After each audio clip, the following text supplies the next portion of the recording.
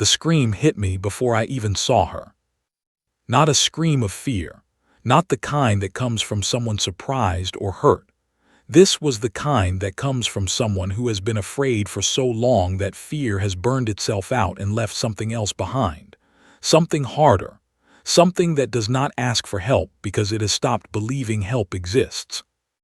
I was standing in the middle of Waystation 9's lower transit bazaar, holding a lukewarm cup of something that claimed to be coffee, staring at a cargo manifest on my datapad that had been wrong for 6 hours and was showing no signs of becoming right. The station hummed around me the way all old stations hum, deep in the walls, like the whole structure is breathing slowly and not enjoying it. Waystation 9 sits at the edge of the outer compact boundary, which is a polite way of saying it sits at the edge of where the rules get thin. It is the kind of place where you can buy 40 different things before breakfast and only feel bad about 2 of them. The bazaar stretched out in both directions under low yellow lighting, stalls packed tight, the air carrying the smell of fried protein and something metallic underneath that I had stopped trying to identify 3 visits ago. I had been here 4 times on cargo runs. I knew the layout. I knew which vendor sold the least terrible food. I knew which corridor to avoid after dark. I knew, specifically, which section of the lower bazaar I did not walk through. The section where they sold things that should not be sold. I had a whole system. Enter from the north gate, cross through the tech stalls, shortcut through the food vendors, exit south. The route was maybe 200 meters longer than going straight through, but it meant I did not have to see what was in that middle section. And not seeing it meant I did not have to think about it, and not thinking about it meant I could keep doing my job without the particular kind of misery that comes from knowing something and being unable to do anything about it. The manifest was wrong. The north gate was jammed. A maintenance crew had blocked it with scaffolding and 3 different pieces of heavy equipment, and a lot of cabling that looked load-bearing in ways it probably was not supposed to be. So I went through the middle. That was my first mistake. I kept my eyes forward. I had done it before. It requires a specific internal discipline, a kind of controlled not looking that is not quite the same as closing your eyes but achieves something similar. You look at the floor in front of you. You look at the ceiling above you. You let your peripheral vision go soft. I was good at it. I had been good at it for a long time. The scream shattered the technique completely. It came from the left, from a stall about 15 meters in, and it was not the scream of someone surrendered. It was the scream of someone at the end of a very long rope who had just decided, in one sharp burning moment, that she was not going to go quietly. It cracked through the ambient noise of the bazaar the way a ship's hull cracks, all at once, with no warning, and leaving something fundamentally changed in the air afterward. Every living creature in a 20-meter radius did one of 2 things. They flinched, and then they looked away. I flinched. I did not look away. She was Thesan. I recognized the species from contractor briefings I had read years ago, mostly because Thesan biology is strange enough that it tends to stick in your memory. 6-limbed, the extra 2 folded against the midsection when not in use. Skin a pale gray-blue that shifts with bioluminescent filaments running under the surface. In the briefing photos, the filaments glowed in colors that made your eyes feel like they were learning something new. In the briefing notes, someone had written, emotional and neurological state expressed through luminescence. Think of it as a face that runs through the whole body. Her filaments were dark. Not dim, not low, dark, the way something is dark when it has been dark for a long time, and the capacity for light has started to feel like a memory. She was chained to a display post in the center of the stall, not with metal chains, which would have been straightforward, but with biometric suppressors, which are a specific kind of cruelty. They read body chemistry. They adjust in real time. They are designed to keep a living creature just contained enough to not resist and just aware enough to know they are being contained. The company that manufactured them had a brochure, apparently. I had seen it once at a trade expo, back before I fully understood what the product did. I had filed that under things I did not want to think about. The stall owner was a Vothic broker, a species that looks, to human eyes, like someone compressed a very large insect into a vaguely upright posture and gave it a business license. He was speaking to a potential customer in the clicking, throat-clearing language of Vothic commercial exchange, gesturing toward Velshara with one of his forward appendages the way a vendor gestures toward produce he is proud of. She had screamed at the customer, not at the broker, at the customer, direct, full force, a statement. The customer had stepped back, was now reconsidering the purchase with the expression of someone who had expected a different experience. Around the stall, the rest of the bazaar had adjusted its angle of vision by exactly as much as was required to not see what was happening. Humans, Dreth, Polly, even a couple of compact officials who were technically here to enforce something, all of them had found something more interesting to look at. The floor in front of me was very uninteresting. My feet stopped. I looked down at them. They were just standing there, pointing left toward the stall, completely ignoring the plan we had agreed on. Traitorous, stupid feet. I looked up. Velshara was scanning the crowd the way you scan a crowd when you have already stopped expecting anything from it, but your eyes still do it out of habit. Her filaments were dark. Her posture was straight in a way that must have cost her something, given what the suppressors do to a body over time. Her expression, and Thesans have expressions, around the eyes and the secondary mouth, was not despair. That was the thing that stopped my feet. Not pity. I had walked away from pity before. I am not proud of that, but I have done it. What stopped me was the absence of despair. She was furious. Quietly, completely, bone-deep furious in the way that a person is furious when they have been furious for so long they have built a house in it and started keeping their things there. And she was watching the crowd not with hope, but with the same expression a scientist wears when running an experiment they already know the result of. Nobody stopped, nobody stopped, nobody stopped. I looked down at my feet. They were still pointing left. Christ on a cracker, I thought. I walked toward the stall. I did not have a plan. I did not have leverage. I did not have authorization, backup, or a legal framework. I had a broken cargo manifest and a cup of bad coffee and a pair of feet that had apparently developed an opinion. The broker saw me coming and adjusted his posture into the welcoming configuration that means, across about 60 species, a potential sale is approaching. Velshara saw me coming and her eyes did something complicated. The same scientist expression, a new data point arriving, hypothesis not yet revised. She did not look hopeful. That was the most honest thing I had seen all day. I stopped at the edge of the stall, looked at the broker, looked at the suppressors, looked at the manifest on my datapad that I was still somehow holding, and said the most useless opening sentence possible. How much? Not a question, not a declaration, just two words standing in the middle of a situation they were not equipped for.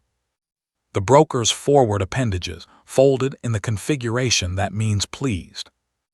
Behind him, Velshara watched me with the careful, measuring patience of someone who has watched this exact scene play out before and already knows which way it ends. I kept my face steady. Inside, I was reaching for a zipper tab on my sleeve and pulling at it with my thumb, which is the thing I do when my brain is working hard and my hands need something to do, and I do not want anyone to see either of those things. The broker named a price. I did not walk away. That was my second mistake. It was also, possibly, the only right thing I had done in a very long time. The price was high. Not impossible, but the kind of high that is designed to be discouraging without being technically unaffordable, because an unaffordable price ends the conversation, and the broker did not want the conversation to end. He wanted me uncomfortable, interested, and slightly off balance. Brokers are the same across every species I have ever dealt with. Different number of limbs, same psychology. I looked at the number on the display he held out toward me. I looked at my account balance on my datapad. I looked at the manifest that was still wrong. I thought about my return ticket, which was purchased out of that same account, and my commission deposit, which would be forfeit if I did not complete the delivery contract, and my general financial situation, which a generous person would describe as functional and an honest person would describe as 3 bad decisions from collapsing. I pulled at the zipper tab on my sleeve. "There's a treaty restriction," I said, "Thesan nationals." The broker made a sound that I had come to understand, over years of working in outer compact territory, as the sound that means you are not the first person to say that, and I have a response prepared. He produced documentation, an actual physical document, which in this era means someone wanted you to feel the weight of it, and a projected legal file attached. Outer Compact Annex 7, ratified 42 years ago, the provision that reclassified certain categories of non-citizen residents of contested Thesan territories as eligible for commercial designation under compact law. I read it. It was real. It was thorough. Someone had spent serious time on the legal architecture. The language was dense and careful and full of the specific kind of precision that appears in documents written by people who want to make certain things possible, while making those things look like they are about something else entirely. And at the bottom in the ratification block were human signatures, human Senate seal, human diplomatic authorization. 42 years of human signatures. I stared at the ratification block for longer than was useful.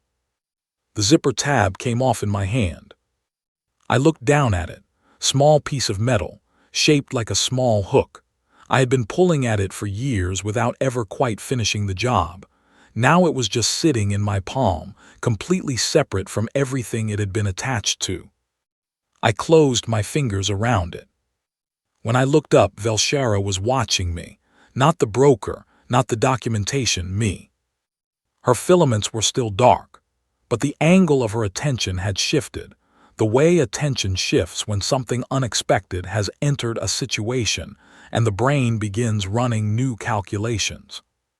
The broker was explaining, in the patient tone of someone who has explained this many times, that the commercial transaction was entirely legal, the documentation was fully compliant, and if I had concerns I was welcome to file a grievance with the Outer Compact Administrative Office on Level 3, which had a 12 to 18-month processing window, and in the meantime. "I will buy her," I said. The broker stopped. The potential customer who had been lingering nearby, reconsidering after the scream, hovering in that undecided place, looked over. Velshara did not react. The scientist expression held. I quoted the broker's price back to him. Full amount. No negotiation, because negotiating would take time I did not currently trust myself to sit through. The broker went through the verification process, which took several minutes and involved my account balance, my contractor credentials, my compact transit authorization, and a biometric confirmation. And at the end of it, I was holding a transfer receipt and standing in front of a Thesan woman in suppressor chains with the balance of my return ticket and my commission deposit sitting in someone else's account. The broker began preparing the transfer documentation. I stood at the edge of the stall. Velshara looked at me, the scientist expression, new data. "Well," she said. Her standard was precise and slightly formal, the way standard sounds when someone learned it from documents rather than conversation. But it was clear, and that one word carried about 14 different questions inside it. I did not have an answer ready for any of them. "I'm Dace," I said, "Dace Marrow, logistics contractor, I run cargo." She said nothing. I didn't have a plan," I said. "I just stopped." A pause. Something moved in her expression that I could not read. "I know," she said. She said it the way you say something that confirms a hypothesis you were not happy to have confirmed. The broker finished the documentation and transferred the suppressor control to my credentials. He explained, with professional courtesy, that the suppressors themselves required a licensed removal technician, which he could provide for an additional fee, and that the base transfer included full legal title, transit authorization, and a care summary document that I absolutely did not want to read but took anyway. I took the suppressor control, the documentation, the care summary I was not going to read for several minutes because reading it right now would cause problems I was not ready for, and turned toward the station corridor. Velshara stood. She was taller than I had expected. The extra limbs folded smooth against her sides. She walked with the posture of someone who has been told many times in many ways to make herself smaller and has refused every single time. We walked out of the stall and into the corridor. I pulled up my contacts list and went looking for a station fixer I had worked with twice before. A man named Owen Cole, who ran gray area services on the station and owed me a favor from a manifest situation 3 years ago that I had quietly resolved without documentation. I sent him a message, equipment removal, medical adjacent, urgent. He sent back a location and a 2-hour wait time. I looked at Velshara. "We have to wait," I said. She looked at the corridor, the stalls, the general situation, then at me. "I have been waiting 14 months, she said. 2 hours is not a meaningful unit. I did not know what to say to that, so I started walking and she walked beside me, and we did not talk for a while. Owen's workspace was in a service corridor on level 6, between a recycling processing unit and a maintenance access shaft, which meant it was loud and it smelled like recycled air, and it had 0 foot traffic. He had set up a clean space with proper tools and a diagnostic unit, and when we arrived he looked at the suppressors, looked at Velshara, looked at me, and did the smart thing, which was ask no questions. 2 hours. We sat in the corridor on a pair of equipment crates, and I found something in my bag that claimed to be a nutrition bar and was technically correct about that. Velshara did not eat. She sat with her hands in her lap, the primary pair, the ones that match human placement, and was still in the way that something is still when it has learned to be still, because movement used to have consequences. I ate the nutrition bar. It tasted the way compressed guilt might taste if you gave it a food form. I kept turning the broken zipper tab over in my palm. After about 30 minutes without looking at me, she said, "Why did you stop?" Not a question, exactly. More like she was giving me an opportunity to say something that might change the data set. I thought about saying something coherent and useful about human ethics, or the injustice of the compact system, or the fundamental wrongness of what I had seen in that stall. What came out was, my feet stopped. I was looking at them and they were just pointing that direction, and then I couldn't make them point anywhere else. Silence. "Your feet," she said. "Yeah. Your feet made this decision." I know how that sounds. She looked at me for the first time in several minutes. "How human," she said. I did not know if it was an insult or an observation. Her tone did not help. "What were you," I asked, "before?" She was quiet for a moment. "A weapon," she said, "a daughter, then cargo in that order." She did not elaborate. I did not push. Some things are not doors. They are walls, and you can tell the difference if you pay attention. Owen called us in after the 2 hours. The removal took 40 minutes and required Velshara to sit completely still while Owen worked through each suppressor node with the kind of precise, unhurried focus that marks genuinely skilled work. He did not comment. He did not make it anything other than technical. When the last one came off, Velshara sat very still. Then the filaments began. Gold first at the base of her neck, then white spreading down her arms, then something at the edges, a color that does not have a name in any human language I have ever encountered, something between amber and the specific feeling of standing outside just before a storm, when the air changes and you know something is coming and you are not afraid of it. The light filled the service corridor. She went very still. The way someone goes still when they have just remembered what it feels like to breathe. I looked away. Some things are not for witnesses. That moment belonged to her and no one else, and looking at it would have been a kind of taking. She did not say thank you. I had not done anything worth thanking yet. Owen gave us a bill, which I paid, and a look that contained several opinions he had the professional courtesy not to voice. And then we were back in the corridor with 2 hours of the station's second shift still ahead of us, and a situation that had grown considerably more complicated than a wrong cargo manifest. Velshera walked beside me. The filaments were low now, not dark, not blazing, but a steady, careful amber that I would later come to understand was her neutral state, the one she defaulted to when she was thinking hard and had decided not to show everything else that was happening underneath. I was running numbers in my head. The purchase had taken my return fare and my commission deposit. I had a transit authorization for another 4 days on the station, after which I would need to either book passage on a different carrier or become a permanent resident of Way Station 9, which was not a life goal I had previously entertained. I also had a Thesan woman walking next to me, who was legally in my custody under a document that I found morally repellent, but which currently provided her with the only transit protection available on this station. I need to figure out our legal situation, I said. Our, she said. Yours, your legal situation. The distinction matters to you. Yes. She looked at me sideways. The amber shifted slightly warmer. I did not know what that meant yet. The Outer Compact Transit Law, she said, classifies me as transferred commercial property. You hold the title. Under that classification, I have no independent legal standing on this station. I cannot file a complaint, request asylum, or access diplomatic services without your authorization.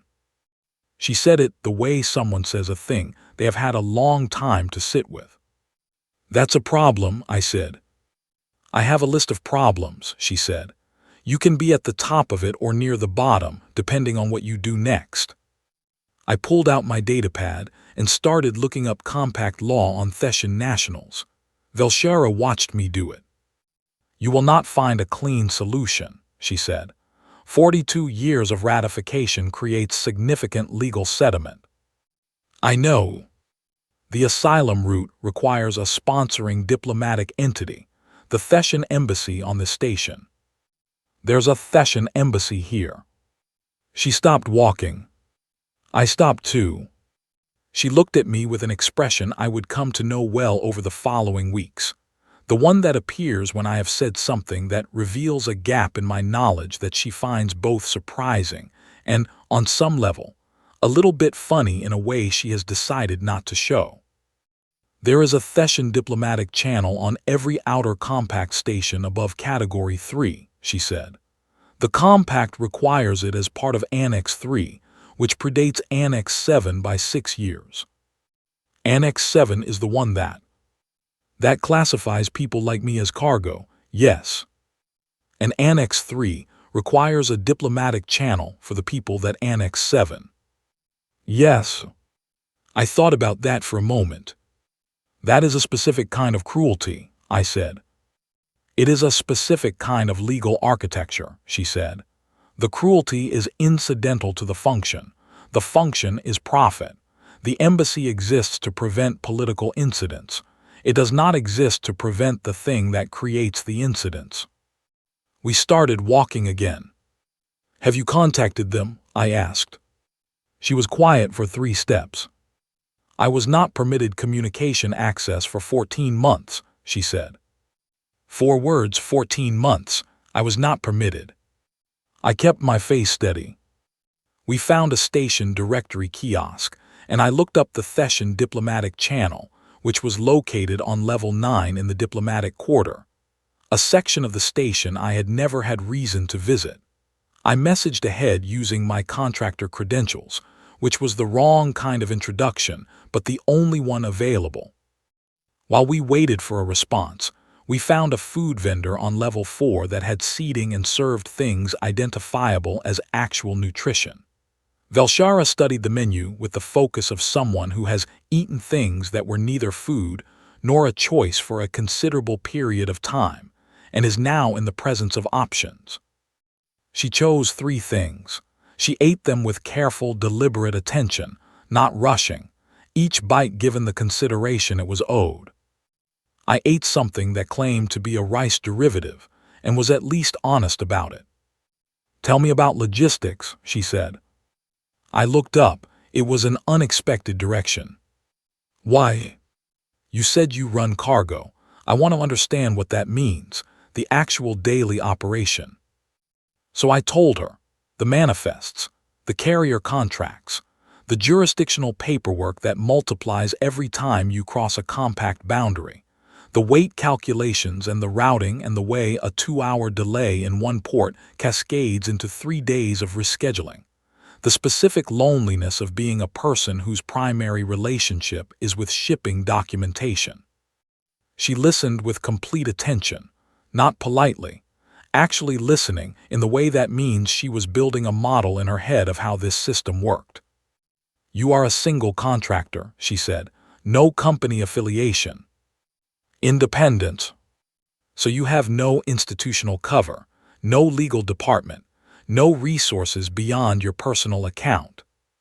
"That's an accurate summary." "And you still stopped." She did not say it like a compliment. She said it like she was finalizing an equation, and the result was unexpected. "My feet stopped," I said. "Your feet," she said again. "You keep repeating that." "I keep repeating it because I am still processing it," she said. "In my culture, action of that scale requires formal authorization, clan sanction, and a legal review. An individual does not simply stop." "What happens if they do?" "They are considered to have acted on impulse, which is regarded as a character flaw." "Is that what you think?" She looked at me for a long moment. The amber in her filaments moved in a slow, even current. "I think impulse is underrated," she said finally.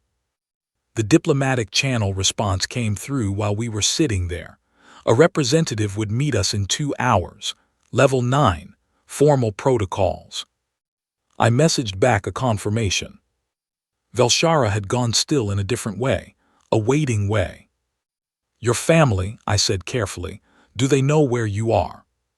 She was quiet for long enough that I thought she was not going to answer. "My mother is Thesan High Council," she said. "First seat, Intelligence Division." I set down my fork. "My capture," she said, "was not random. I was carrying documentation relevant to the Annex 7 ratification challenge that the Thesan government has been building for 11 years. She said it evenly. I picked my fork back up because I needed something to do with my hand. "The documentation," I said. "Destroyed when I was taken. They got what they needed from that. The rest," she folded her primary hands together, "the rest was about sending a message, about what happens to people who carry certain kinds of information." She had been in that stall, 14 months, biometric suppressors in a commercial display stall. The message had been sent to her mother. First seat, Intelligence Division, Thesan High Council. I thought about the care summary document still in my bag that I had refused to read. I thought about 14 months. I thought about the way she had screamed in that stall, not in fear but in fury, and how everyone had looked away. I was holding the zipper tab in my fist. I had not noticed picking it up. "The diplomatic representative," I said. "Will they?" "They will help me," she said, "when they see me, when they confirm who I am." "Then this gets better." She looked at me. "For me," she said. "For you, it may become complicated. You have purchased and released a Thesan national of political significance using a commercial transaction under Annex 7. That action will be noticed by several parties with competing interests." I'm a cargo contractor who bought the wrong thing. You are the only human in 42 years to create a legal precedent that puts a Thesan national outside the Annex 7 system, she said. Whether you intended that or not, that is what happened. I thought about my cargo manifest. Still wrong. Somewhere on this station, a shipping container full of industrial components was sitting in the wrong bay because a document had the wrong checksum, and I had walked away from fixing it to buy a woman's freedom with money I did not technically have available for that purpose. How complicated, I said, is complicated. The Vothic broker will file a compact violation complaint, she said. It will claim the transaction was coerced. I paid the full listed price. Yes, they will need a different argument. They will find one. And the corporate interests tied to Annex 7 will notice, yes. We sat with that for a moment. Then she said, you could have walked away. Everybody walked away, I said. Yes. That seemed like it was part of the problem. She looked at me for a long, quiet moment. How human, she said. This time it did not sound like just an observation. Level 9 smelled like climate-controlled diplomacy, which is to say it smelled like nothing, in the careful, curated way that says we have removed everything offensive and everything interesting simultaneously, and what remains is a neutral space in which no one can claim to be uncomfortable. The Thesan diplomatic office had real wood paneling, which on a space station means someone spent money specifically on the message it sends about permanence. Solid, established, not going anywhere. The representative's name was Advisor Kael'thas, which I immediately decided to internally abbreviate to Kale because life is short.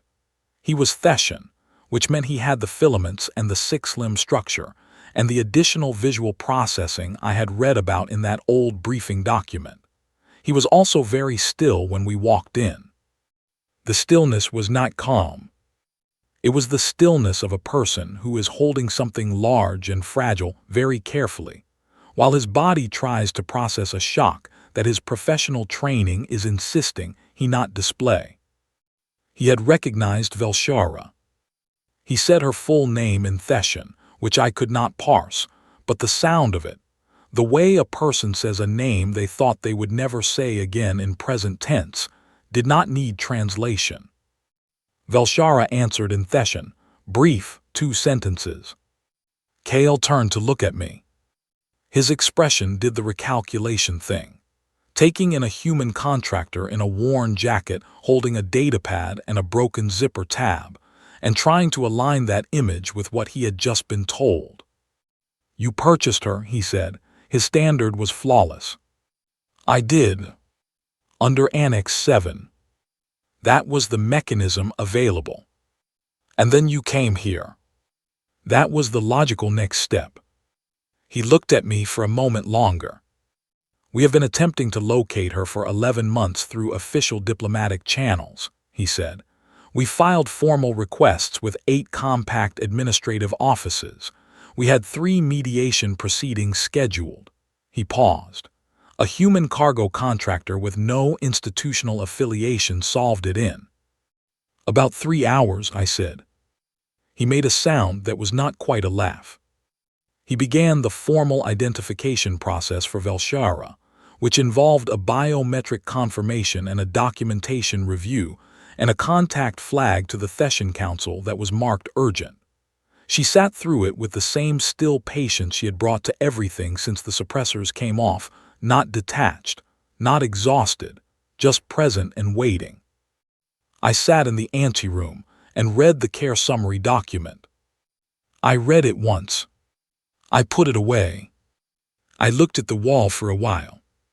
The wall was unhelpful on the subject of what I had just read, but I did not have a better option. When Velshara came back into the anteroom, she looked at my face and said nothing for a moment. Then you read it. Yes. All of it. Yes.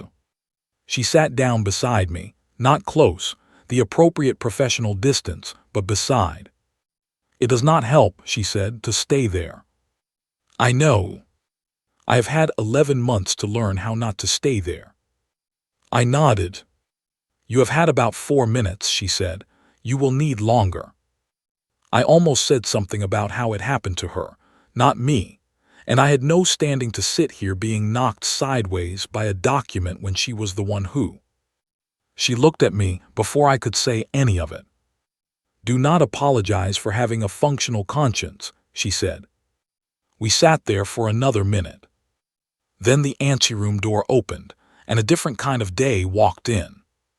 3 of them, human, which I registered first, mid-40s, suits that were aggressively unremarkable in the specific way that means they were chosen to be unremarkable.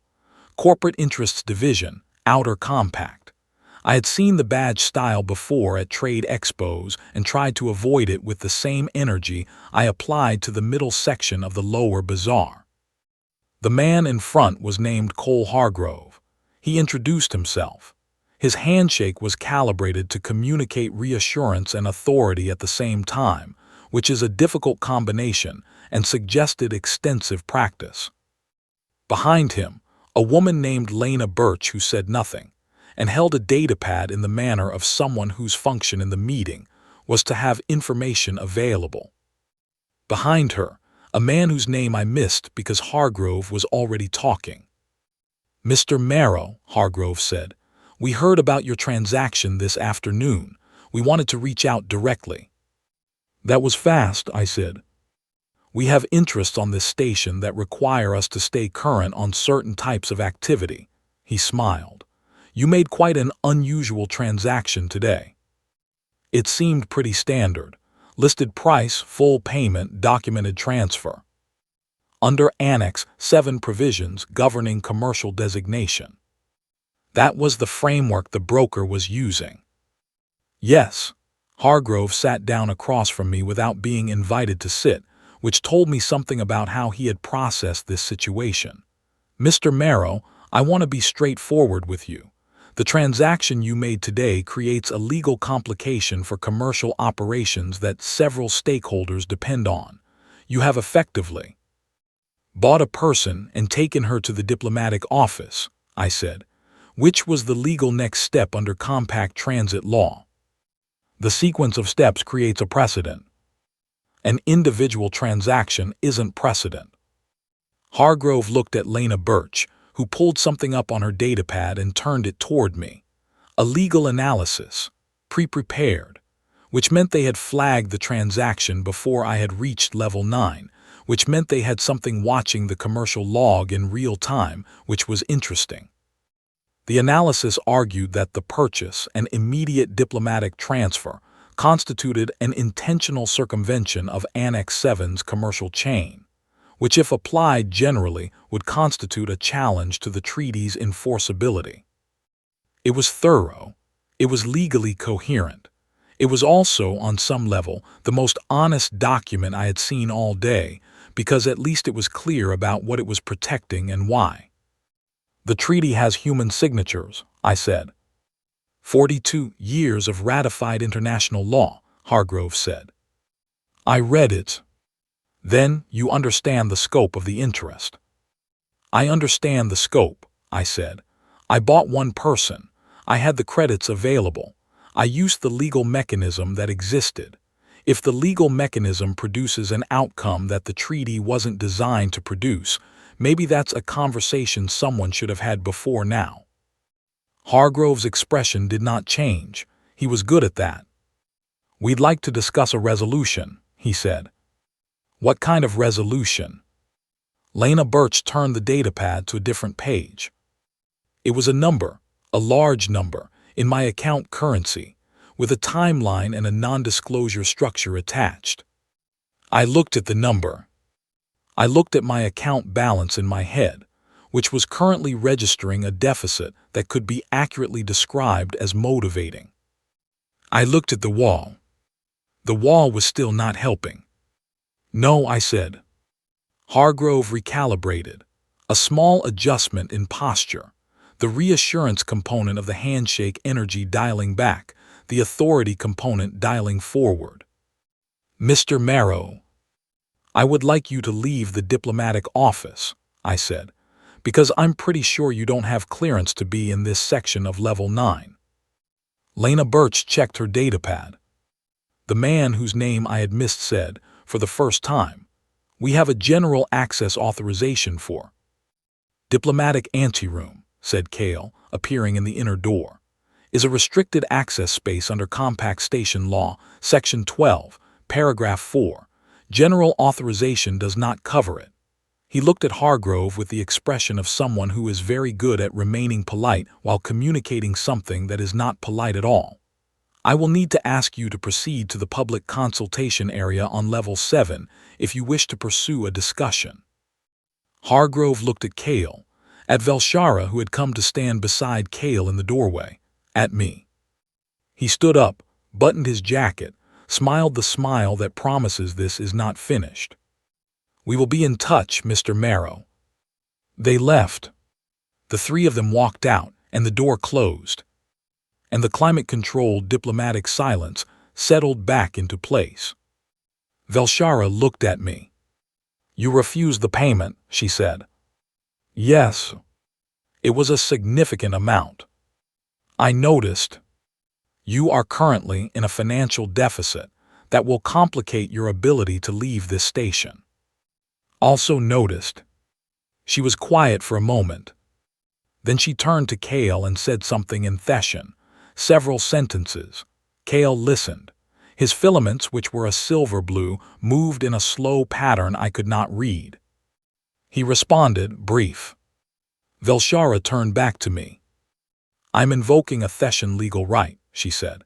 "It is old law, pre-compact. It is called the Velkarath."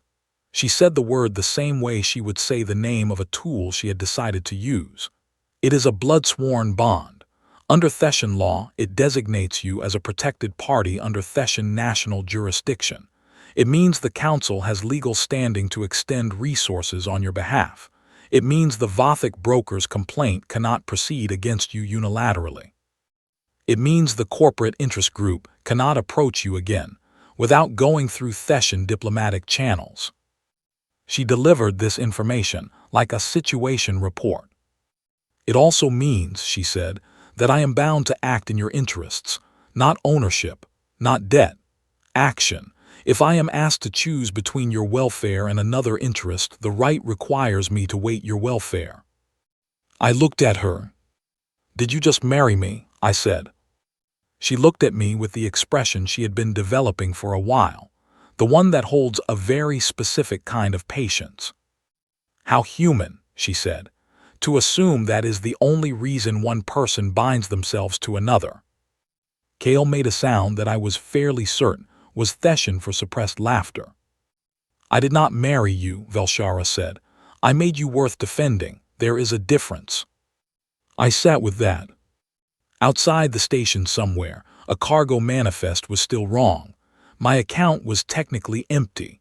3 corporate interests professionals were riding the lift back to Level 7, and a Vothic broker was presumably filing paperwork. Inside the diplomatic anteroom, a Thesan diplomat was making urgent contact with the High Council, and a woman with gold and amber filaments had just formally attached herself to the welfare of a man who stopped walking because his feet pointed in the wrong direction. I reached into my pocket. The broken zipper tab was still there. Nobody had ever made me worth defending before. I did not know what to do with that. I closed my fingers around the tab and held it, and tried to understand what kind of day this had been. I had not found an answer by the time Kale came back, with a communication request from the Thesan High Council, First Seat Intelligence Division, who wanted to speak to the human who had brought her daughter home. That was a conversation I was also not ready for. I straightened my jacket out of habit, forgetting for a moment that the zipper was broken. Christ on a cracker. 6 weeks. That is how long it took for a single wrong cargo manifest, a jammed north gate, and a pair of stubborn feet to become an outer compact tribunal proceeding. 6 weeks of legal motions, diplomatic filings, counter-filings, A formal complaint from the Vothic broker that lasted 9 days before Thesan legal counsel dismantled it in 4 structured paragraphs. 2 more visits from Cole Hargrove that ended the same way the first one did, and 1 very long transmission with the Thesan High Council that I survived by looking at the wall and answering questions in short sentences and trusting Velshara when she told me afterward that I had done fine. I had not gone home. I mean that practically and also in a way that I did not have language for yet. The return ticket was gone.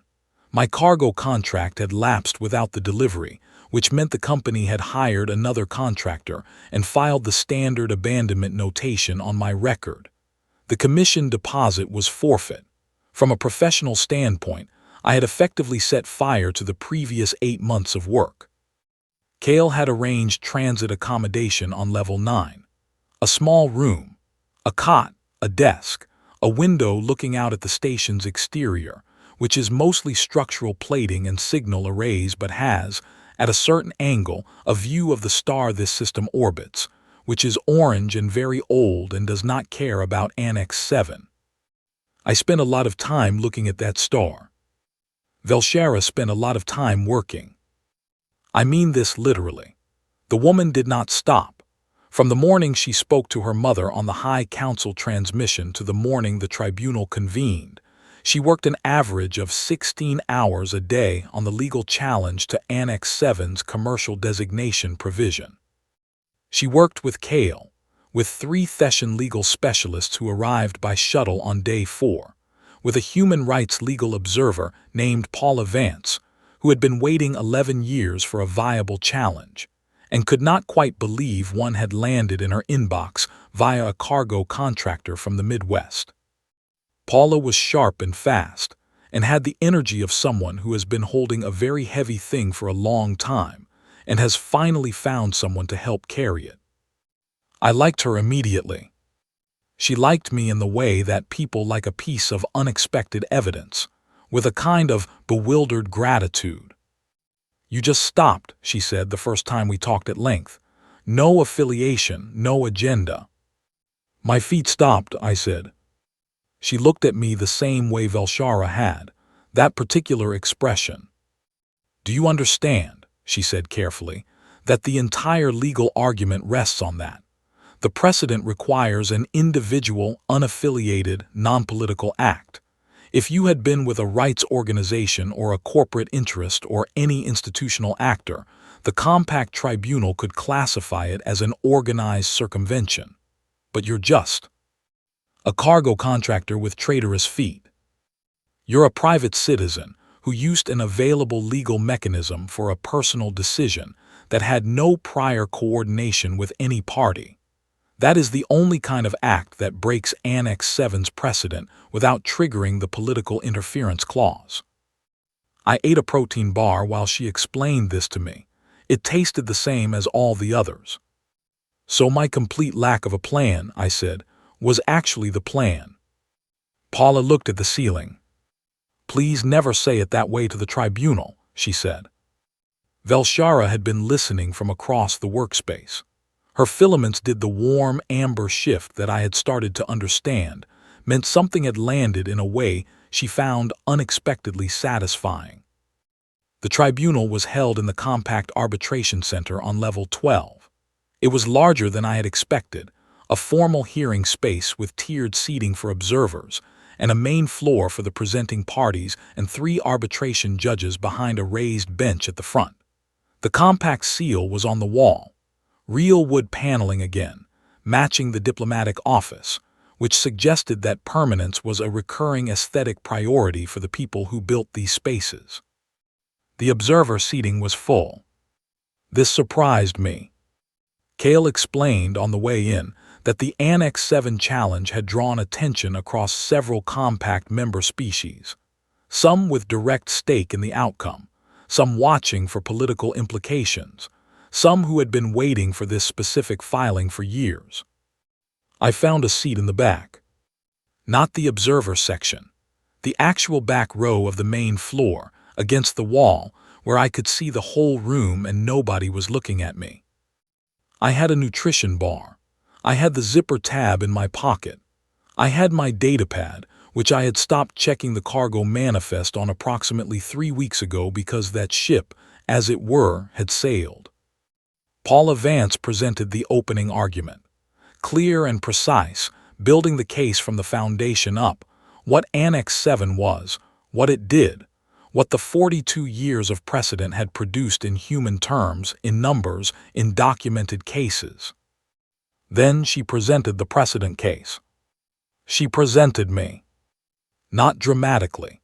She did not use my name until she was required to for the record. She presented the facts.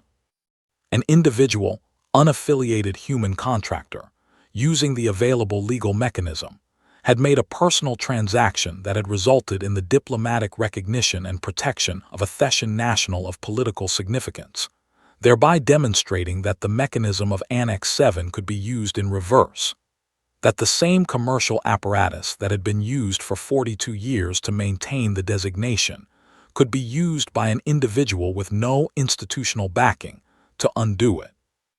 Case by case, if individuals chose to. If individuals stopped.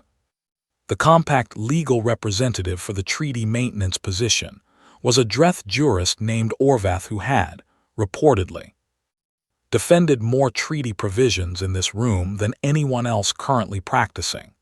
He was experienced and precise and genuinely believed in the legal architecture he defended, which made him more dangerous than someone who was just paid to be there.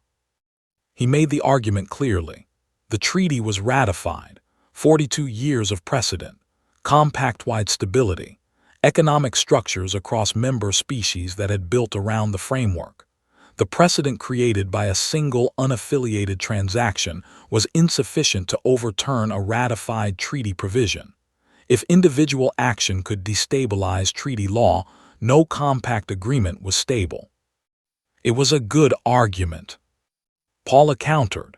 The precedent was not that individual action could destabilize treaties. The precedent was that the treaty contained no provision to prevent an individual from using its own mechanism to achieve an outcome incompatible with its purpose. The flaw was not in the precedent. The flaw was in the treaty. Back and forth an hour, too. I ate my nutrition bar. It was neither better nor worse than all the others. Then Orvath made the move I had been waiting for without knowing I was waiting for it. He pulled up the ratification document, the original Annex 7 filing. He displayed it on the main tribunal screen. Human signatures, human Senate seal, human diplomatic authorization. The petitioner's argument rests on the notion that the commercial designation provision is incompatible with compact values, he said. But this provision was drafted by human legal architects. It was ratified with human signatures. It was affirmed by a human majority council vote. He let that sit. The humans who now challenge this treaty are challenging the work of their own representatives. The humans who argue this provision is a moral failure are making that argument about a document their own species created, agreed to, and benefited from commercially for 42 years. He looked at the tribunal judges. If the compact accepts that a single human's impulsive personal transaction is grounds to challenge 42 years of ratified treaty law, it accepts the principle that any species' individual representatives can destabilize agreements their own governments signed. That principle is incompatible with compact treaty law at the foundational level. Silence. It was the kind of silence a room produces when an argument has landed and everyone is recalculating. I was turning the zipper tab over in my palm. Paula was at the presentation table. I could see the set of her shoulders, the particular posture of someone who is holding their position while taking on weight. Then Velshara stood up. She stood up from the petitioner's seat and asked for speaker recognition, which is a formal compact procedure, and which the lead tribunal judge granted after a short review of her standing in the proceedings. She walked to the presentation position. The tribunal room went a particular kind of quiet. The kind that means everyone in it has just oriented toward the same point. Velshara stood at the presentation position with her primary hands at her sides and her filaments in their steady, careful amber. She looked at Orvath, at the tribunal judges, at the room. She began to speak. "The jurist is correct," she said. "Yes, humans wrote this treaty. Humans signed this document. Humans ratified a provision that created a legal framework under which my kind and others could be designated as cargo. Humans profited from that designation for 42 years. Human institutions built commercial operations around it. Human officials renewed it in 3 successive council votes." She did not look at me. "And then," she said, "one human stopped." She let that land. The jurist argues that if individual action can challenge ratified treaties, no agreement is stable. I would like to offer the tribunal a different framing. She did not use notes. She did not look at a datapad. She looked at the room. "Your species," she said, and this part was directed to the human observers in the room, to the tribunal judges, to Orvath, to everyone present, "has a remarkable talent. You build the cages. You write the documents. You sign with full institutional authority. You look away for 42 years. The room was very still. "We have studied many species who create unjust systems. This is not unusual. Injustice is not a uniquely human product. Many species build frameworks that harm others and call it law." Pause. "What is unusual," she said, "is what happens next." She let the silence run for a count of 3. "In most species, when an unjust system is built with institutional authority, it requires an institution to dismantle it. Another institution, a counter-movement, a formal opposing power. The machinery must be matched with machinery." Pause. "In humans, a man with no plan can stop walking." She did not look at me. I was grateful for that. No authority, no coordination, no institutional backing, no prior intent. He read a document, he found it signed by his own government, and instead of continuing in the direction he was traveling, he stopped and turned and asked a question that cost him his return ticket. A small sound moved through the observer section. I could not classify it. "I'm not arguing," she said, "that individual impulsive action is sufficient basis for treaty law. I am arguing something more specific. I am arguing that the jurist's framing, that human representatives wrote this document, and therefore it reflects human values, is demonstrably false. Not because human representatives did not sign it. They did. But because your species contains within the same genome the architect of the cage and the person who cannot walk past it." She looked at the tribunal judges now. "That second person did not disappear when the first person signed. He was always there. He has been there for 42 years, walking the long route around the middle section, successfully looking at the floor. And then one day he could not do it anymore." Pause. "Your treaty was built by humans. It is now being challenged by a human. That is not inconsistency. That is the most human thing I have encountered in 14 months of education on the subject."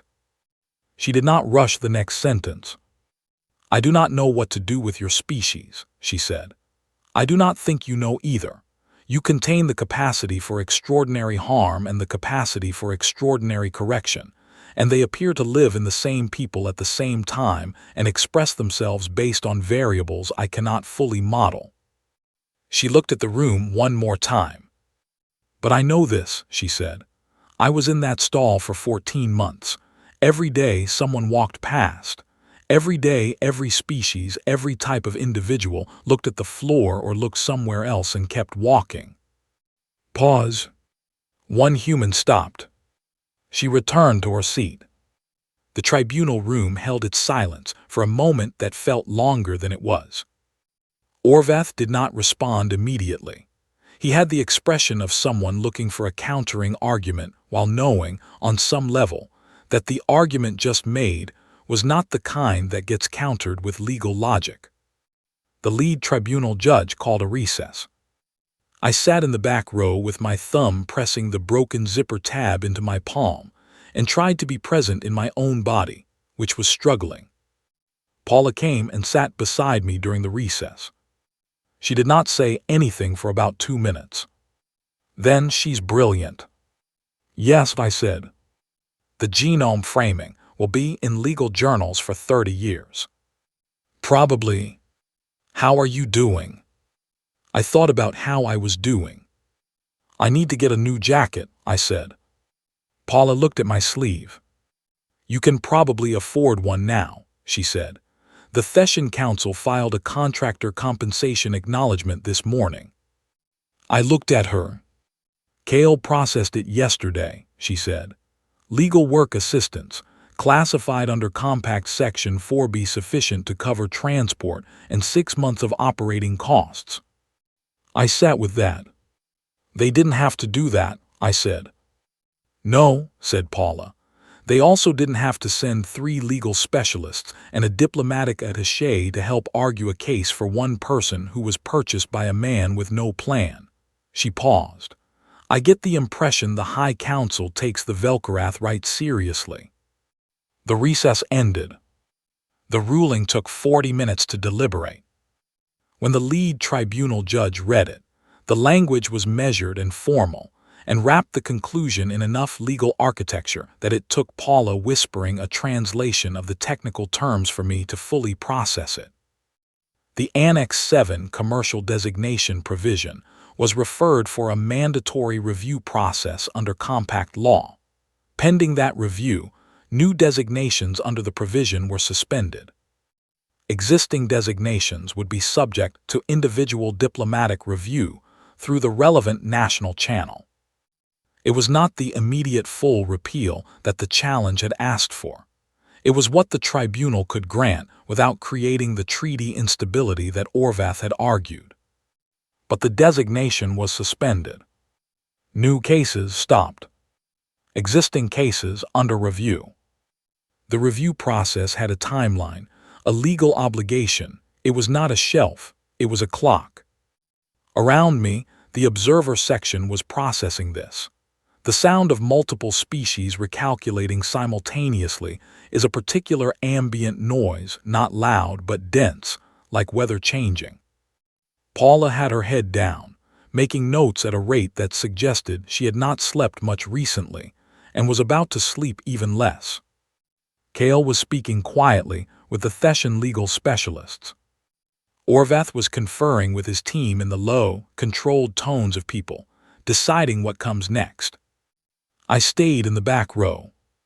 I was not sure what I was waiting for. The moment to feel finished, maybe. The moment that would tell me that this was the conclusion and I could begin whatever came after. It did not arrive. Velshara found me about 20 minutes after the room had started emptying.